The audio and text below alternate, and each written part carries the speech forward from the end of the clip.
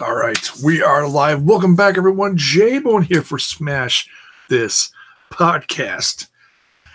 Going 2 for 2 with the ones about music today. First one earlier today, if you did not catch it, was my thoughts about Steve Perry returning to the music world, introducing his fans to some new music.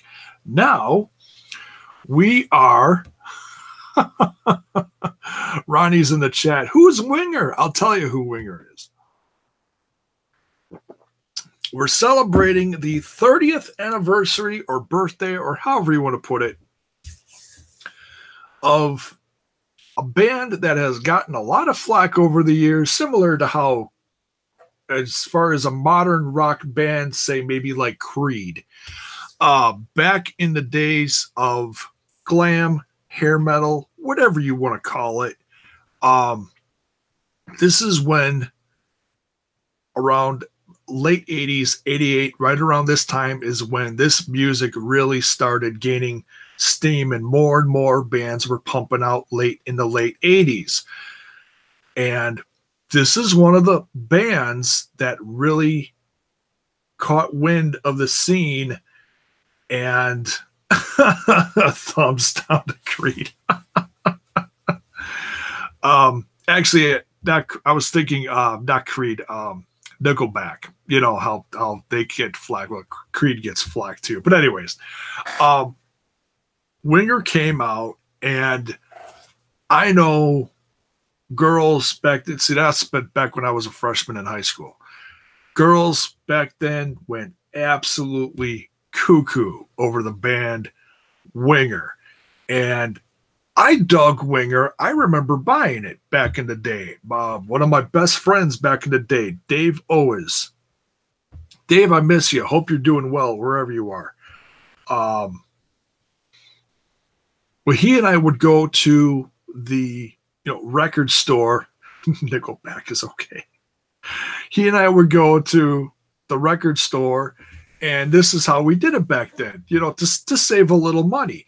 He would buy something that he liked and that I liked as well, and I would buy something that we both liked, and then we'd go home and we'd listen to them, and then we would dub that one on tape for me, and I'd dub this one on tape for him, and that's how we did that. That was, 30 years ago, that was how you burned a copy of something for someone else, and then it became CDs. Now everything's digital. Well, not everything, but you know what I'm talking about. But that was, everyone had the dual cassettes, so you could play on one and record on another, and that's how you made your mixtapes too, I made, I don't know how many mixtapes back in the day of ballads and stuff. And just looking, and I listened to this a couple times within the last days, just remembering these songs from back then. You've got, as far as ballads, flipping cats. What the heck? I don't know where that came from. Love me, love my cats. For like power ballads or ballads on here, the big one was Headed for a Heartbreak. My personal favorite off of here, actually, that I would like throw on a tape for a girl that I dug for a ballad, I would throw on Without the Night. I actually like that one more. There's a couple on here. Actually, my favorite song off of here, besides some of the bigger singles like 17 or Hungry or Madeline, favorite song off of here, Time to Surrender. I was just listening to that minutes before we went live, and I had flipping goosebumps all over the place. And I've said this many a time, there's not too many things anymore that actually give me goosebumps anymore as far as music and stuff. So yeah. Just giving this one a spin and, looking up a little info on this. the Winger social media actually posted a few days ago, so I missed it by the official day by just a few days, but it's within the same week, so I'm close enough. They posted 30 years ago today, August 10th, 1988, we released our debut album where it remained on the Billboard charts for 63 weeks. That's over a year. My math is correct. Ultimately achieving platinum in the US and then went gold in Canada and Japan.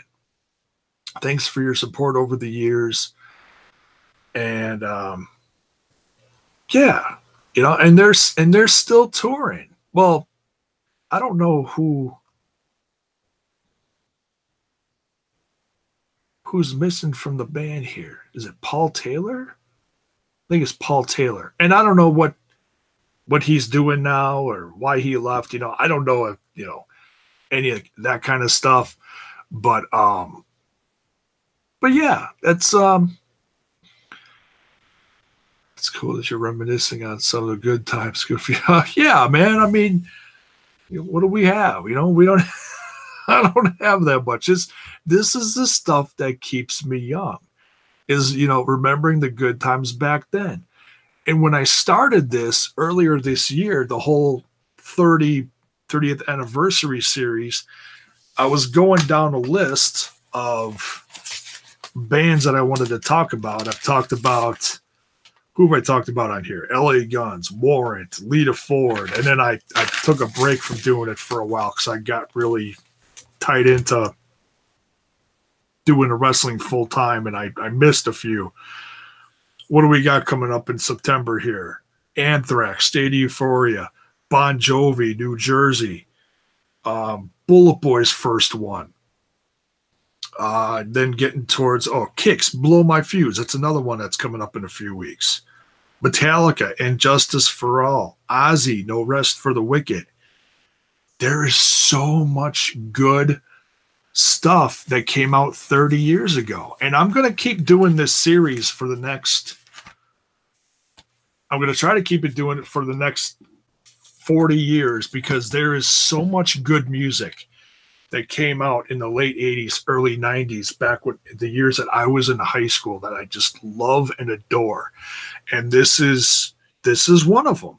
You know, whether you like Winger, whether you made fun of Winger back in the day, you know, Beavis and Butthead made fun of Winger, and I think that's where that whole thing started. Maybe, I don't know, because the music industry changed, MTV changed, but I still love the music. You know, they changed.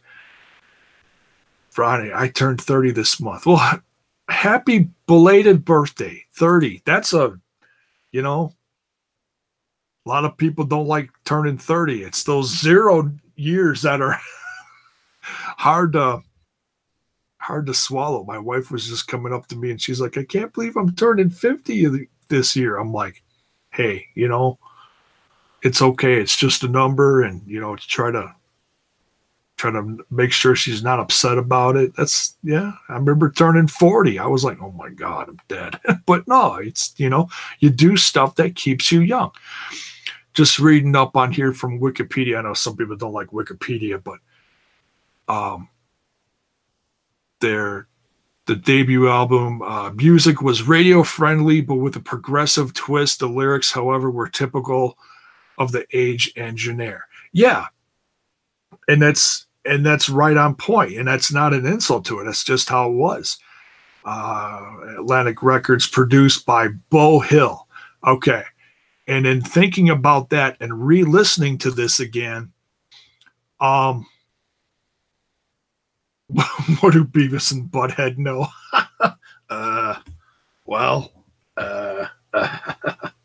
Yeah, let me tell you. Oh, I haven't done that imitation in a long time. What do they know? Not too much, because now, if you looked at them now, they're both, you know, probably very similar to me, you know, bald and fat and 40-something. Oh, geez. What's I going to say? Oh, interesting thing that I read up on this. It's like, you read stuff and you educate yourself on the music you love. This is interesting. I did not know this. The name Sahara appears on the lower right-hand section of the album cover. The band initially wanted to call themselves Sahara, but that name was taken by another band at the time. Though they ultimately chose the name Winger, Sahara remained on the cover. Those little silver strips that are fading on the lower right hand of the cover, if you look at them closely, they say Sahara. And I never knew that until the other day when I started, listening to this again, doing a little research on it. And I was like, wow, that's really something, little things like that. But yeah, I remember this music. Oh, my point I was going to make earlier about Beau Hill. Beau Hill, back in the day, produced stuff like Rat in the 80s. And if you listen to this, you'll hear hints of the late 80s Rat sound. Because Rat was a little different than everything. They had a certain maturity about them. And so did Winger in a sense. Like that progressive, age ain't nothing but a number. I'm not worried about it. It's all how about you feel. Yeah, it's that's a good way to look at it. Totally. So happy 30th, Winger, and by all means, for those who are a little older and remember listening to it back in the day, leave your thoughts in the comments below. Let me know what was your favorite tune from it. Mine, like I said, mine was kind of a deep cut of the album. I liked some of the singles, but my favorite, when I gave it another spin, that actually gave me goosebumps, was Time to Surrender. I love that tune. That one, just love it. So yeah, that's it for this one. Just wanted to give my thoughts on this one, and we'll continue the series again, and then within the next month, talking about a few more good ones coming up. And like I said, we got Rat, Anthrax, Bon Jovi, Bullet Boys, all sorts of stuff coming up. Tremendous memories from back in the day, right here on Smash This Podcast. And if you dig the content, there's plenty more of this where it came from. Go look it up. Go watch it in your spare time. And don't forget to smash that like button, smash that sub button, and ring that bell for notifications so that you know when more of my content hits your screen. We'll see you guys later tonight for some Lucha Love,